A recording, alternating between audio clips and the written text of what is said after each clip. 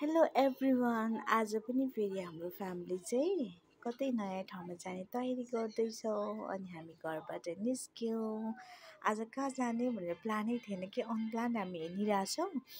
अहिले चाहिँ हामी कुमारीपाडी जावलाखेलको बाटो हुँदै जाँदैछौँ अनि मेरो श्रीमानले चाहिँ नयाँ ठाउँमा लान्छु बट मलाई पनि थाहा छैन कताबाट कसरी जाने भनेर भन्दै हुनुहुन्थ्यो अनि हामी गुगल म्यापको प्रयोग गर्दै हामी जावलाखेल हुँदै हामी काठमाडौँतिर लाग्यो अनि त्यो ठाउँ चाहिँ काठमाडौँमा छ अरे। आई गेस बुढा नीलकण्ठतिर पनि राम्रो ठाउँ छ घुम्ने भन्दै हुनुहुन्थ्यो, सायद त्यतै होला। किनभने एभ्री स्याटरडे आफ्टर फेलोसिप अनि मेरो बाबु मलाई लिएर अनि काहीँ न काहीँ जानुहुन्छ कि हामी जानुपर्छ होइन, वन्स इन अ विक। अनि फेरि हाम्रो फ्यामिलीलाई चाहिँ कस्तो छ भने हामी चाहिँ सिटी एरिया भन्दा पनि पहाड जङ्गल ग्रिनरी त्यस्तो टाइपको चाहिँ मन पराउने खालको छ कि त्यही कारणले पनि हामी कहाँ जङ्गल छ कहाँ पहाड छ त्यो खोज्दै हिँड्छौँ। आज पनि हामी नयाँ ठाउँमा जाँदैछौँ।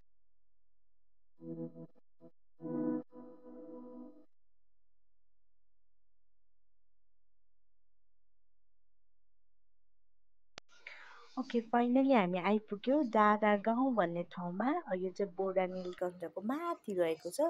बिचको चाहिँ हामीले भिडियो लिन पाएनौँ किनभने राष्ट्रिय निकुञ्ज रहेछ अनि नट अलाउ टाइपको रहेछ कि भिडियो फोटोहरू। सो अनि हामी चाहिँ बिचको जङ्गलको बाटो, यस्तो राम्रो सिनारी थियो नि, जङ्गलको बिचमा यस्तो राम्रो रोडहरू थियो। तर अनफर्चुनेटली हामीले त्यो भिडियो लिन पाएन किनभने रुल्स हुन्छ नि त, त्यही कारणले गर्दा। अनि फाइनली हामी यहाँ आइपुग्यौँ। यहाँ चाहिँ डाँडा रहेछ, डाँडामा चाहिँ अलिअलि थोरै रेस्टुरेन्टहरू क्याफेहरू टाइपको रहेछ, अलिकति भ्यू देखिने रहेछ। बट आज क्लाउडी टाइपको थियो त्यस कारणले हामीले खासै भ्यू हेर्न पाएन। तर जङ्गलको बाटो ग्रिनरी देखेर चाहिँ हामी एकदम खुसी भयो। अनि मेरो छोरा चाहिँ हाल्नु कति राम्रो सिनारियो छ है, ग्रिन मकै अनि कस्तो गाउँघरको भाइब्स दिनेवाला यस्तो सिनारीहरू चाहिँ एकदम मनपर्छ कि। अरू समय कस्तो त्यो क्राउडमा बस्नुपर्ने हुन्छ नि त, अनि हप्तामा एकचोटि यो ग्रिनरी आँखाले हेर्न पाउँदा पनि कस्तो फ्रेस लाग्ने।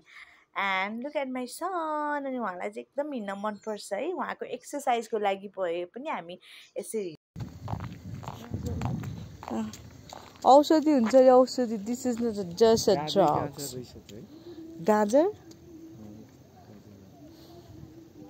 ल चल यता हिँड्न, अझै हिँड्न। ओ त्यो जङ्गल पहाड बिस्तारै बाबा। ओ तल धिस्कोसम्म जानु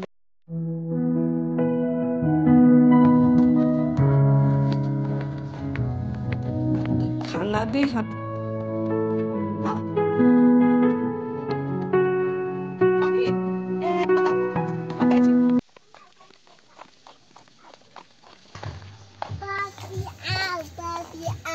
यहाँ कहाँ एउटा पप्पी आऊ।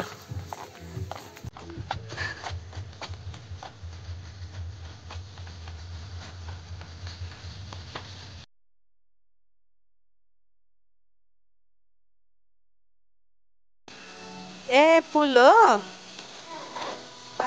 पानी रहेछ नि त। अनि त्यहाँ पो त्यो छेउसम्म गयो त। अलिकति हिँड्नु न, अलिक छेउसम्म लट्ठी साथीहरू नि पारी। आमै नि साथी त कति रहर लाग्दो रहेछ। भैँसीको मल कति राम्रो पारी। हिँड्नु न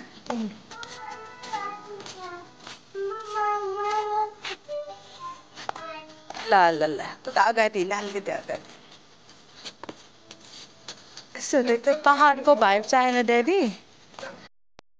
फाइनली हामी फर्केको। मैले खाजा खान लगाएको भिडियो नै खिच्न बिर्सेछु किनभने पानी पर्यो। पानी परेपछि अनि सङ लगाएर खाजा खाँदै गीत सुन्दै गरेको हामी फ्यामिली भिडियो नै लिन बिर्सेछ। तर हेर्नुहोस् न, रेनी सिजन हो नि त, त्यही कारणले पनि फर्किँदा जङ्गलमा पानी परेर हुस्सु लागेर कस्तो भएको थियो। अनि हामीसँग रेनकोट पनि थिएन, अनि हामी भिज्दै भिज्दै फर्क्यो। सो यो हेर्नुहोस् न फरेस्टमा रेनी भएको। सो यति नै आजलाई, यो पछि भिडियो लिन पनि सकिँदैन, पानी पर्दैछ। सो म आजलाई यति नै भिडियो स्टप गर्नेछु। And thank you so much for watching. And bye bye. Video अपुरो भयो. I'm sorry. Bye bye.